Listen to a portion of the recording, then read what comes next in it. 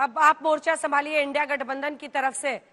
अनुराग भदौरिया जी, आपको भी अपने दर्शकों को भी ये बताते हुए कि ये सर्वे है, लोग जिस तरफ इशारा करते हैं उन नंबर्स का एक्स्ट्रापोलेशन किया जाता है।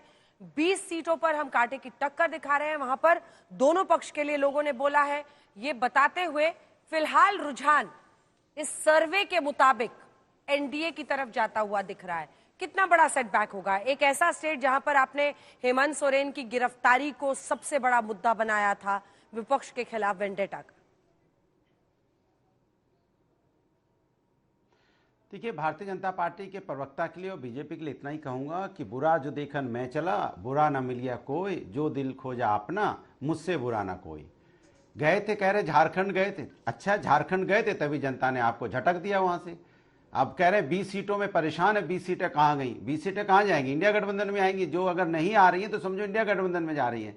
अब परेशान है कि आपने 20 सीटों के, इनको दिखा देते 20 में से 18 इनको मिल रही है तो इनको बड़ी तसल्ली होती, नींद अच्छी आती, 20 में से 18 मिल गई। झूठी ही सही, झूठी तसल्ली में जीते हैं। अगर झूठी नहीं मिलती है तो उत्तर प्रदेश में देख लीजिए क्या हाल इन्होंने किया। क्या हाल उत्तर प्रदेश में देखिए, किस तरह से वोटर को रोका गया। और जब हम लोगों ने इस पर आवाज उठाई तो पहली बार ऐसा देखने को मिला कि इतना अन्याय और अत्याचार तो पहले कभी चुनाव में देखने को नहीं मिला। चुनाव आयोग के 7 पुलिस वालों को सस्पेंड करना पड़ा। सोचिए आप क्या हालत उत्तर प्रदेश में इन्होंने की, कैसे वोटरों को इन्होंने रोका, गलियों में पुलिस लगा दी। वोटर जबकि बोला गया है, चुनाव आयोग की तरफ से इंस्ट्रक्शन था कि पुलिस वाले ना तो किसी बुरके वालों को ना ही किसी का आईडी चेक करेंगे। ये आईडी चेक करने लगे, एक बार नहीं 2-2 बार आईडी चेक कर रहे हैं, वोट नहीं डालने दे रहे हैं, लौटा दे रहे थे। बाद में क्या हालत हुई वो सबको पता है, किसी से छुपा नहीं है। जिस तरह से उत्तर प्रदेश में चुनाव हुआ।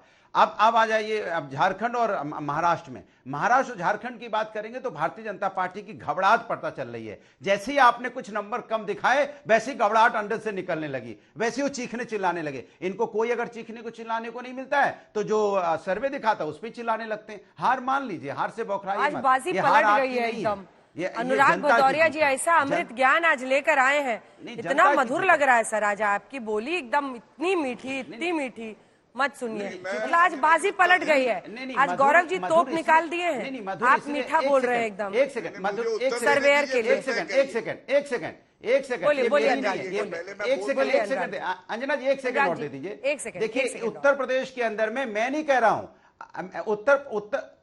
देखिए उत्तर प्रदेश में मैं ये बात नहीं कर रहा हूं। इनकी सहयोगी दल की अनुप्रिया पटेल हैं, वो क्या कह रही हैं कि पुलिस एक लड़की को उठा के ले गई। पुलिस क्या कर रही थी?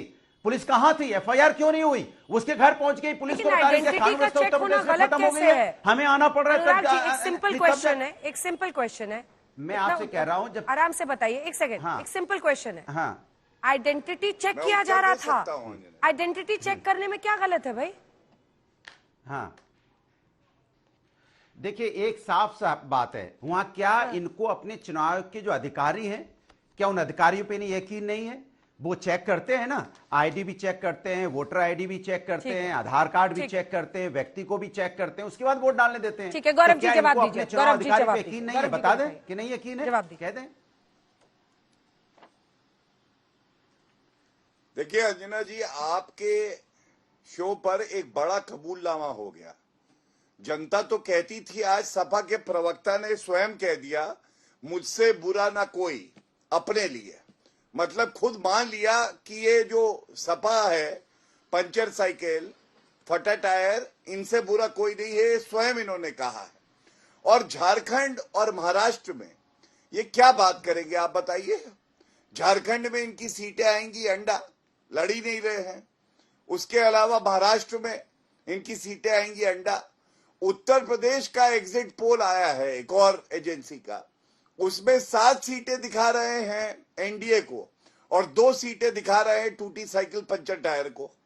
और मैं ये कहना चाहता हूं कि आज सबसे ज्यादा दुखद क्या है, करहल से एक हृदय विदारक समाचार आया, दलित हमारी बहन, उसको मार दिया और 2 लोग अरेस्ट हुए हैं और बताते हैं वो समाजवादी पार्टी के लीडर हैं।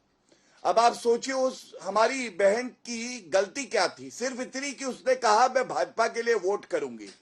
तो सपा के लिए उत्तर प्रदेश की जनता कह रही है वंस अ गुंडा ऑलवेज अ गुंडा, और लड़के हैं, लड़कों से गलती हो जाती है, कह रहे हैं गौरव जी।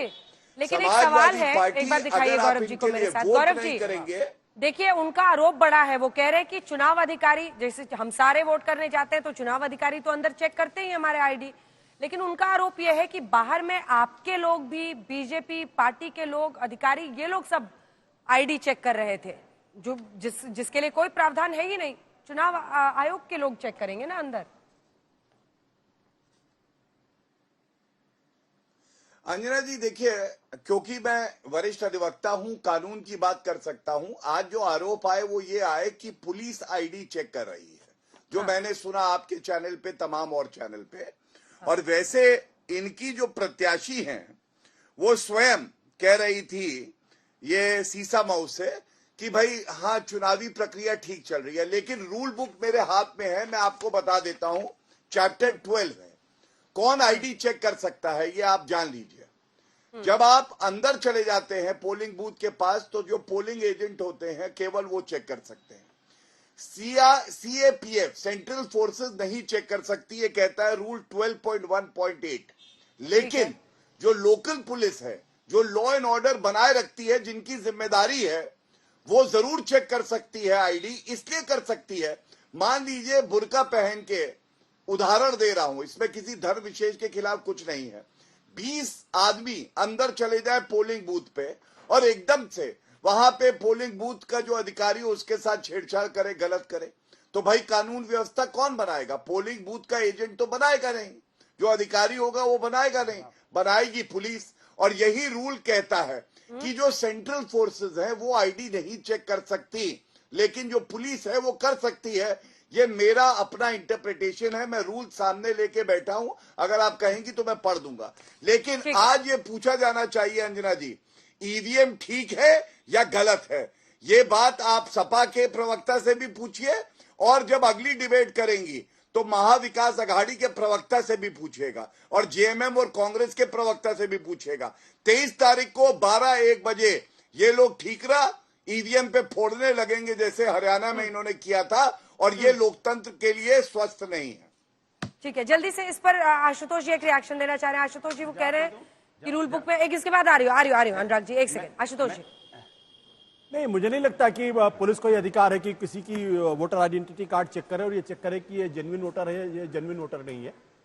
ये जहां पोलिंग बूथ है उस एरिया के बाहर आप चेक कर सकते हैं, उसके अंदर आप बिल्कुल चेक नहीं कर सकते हैं। अगर उसके बाहर भी चेक कर रहे हैं उस दिन, जिस दिन की पोलिंग हो रही है, तो यह शक पैदा होगा कि प्रशासन दबाव डाल रही है और कुछ लोगों को डिमोरलाइज कर रही है वोटिंग डालने से। गौरव जी,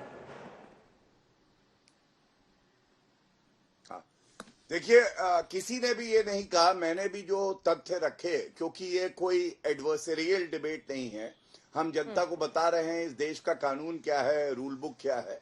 मैंने ये कहा ही नहीं कि पोलिंग बूथ के अंदर जो है पुलिस चेक करेगी। पुलिस तो वहां होती ही नहीं है जिस कमरे में वोट पड़ रहे होते हैं। मैंने क्या कहा, पोलिंग स्टेशन जो है उसके बाहर अगर पुलिस तैनात है तो वोटर आईडी की बात नहीं है, पहचान पत्र कई होते हैं, ड्राइविंग लाइसेंस भी होता है, आपका पासपोर्ट भी होता है, आधार कार्ड भी होता है। आपकी पहचान सुनिश्चित करने के लिए पुलिस ये वोटर आईडी मांग सकती है, इसमें कोई गलत बात नहीं है। और यही जो मैनुअल है इलेक्शन कमीशन का वो कहता है, उसमें सेंट्रल फोर्सेस को मना किया हुआ है, ये स्पेशली लिखा हुआ है सीएपीएफ। लेकिन पुलिस के बारे में कहीं पे भी ऐसा नहीं लिखा कि वो वोटर आईडी नहीं चेक कर सकते। शशि शेखर, और इस पे कोई तर्क की जरूरत नहीं है, ये मेरी समझ है, मैंने अपनी समझ बताई। मैं यहाँ कानून की बात नहीं कर रहा, जो समाजवादी पार्टी का और मुख्यतः विपक्ष का आरोप है और जिसकी वजह से आज कई जगह पर असंतोष लोगों ने व्यक्त किया, वो ये था कि सिर्फ एक विशेष वर्ग का को रोक के आईडी चेक की जा रही है ताकि वो मतदान से उन्हें रोका जा सके। ये उनका आरोप था। ये सही है गलत है मैं ये नहीं कह रहा, लेकिन इस पर कई जगह प्रदर्शन हो गए, कई जगह पुलिस को दौड़ाना पड़ गया, और सुबह से ही हम अपने इस चैनल पर भी दिखा रहे थे इसको।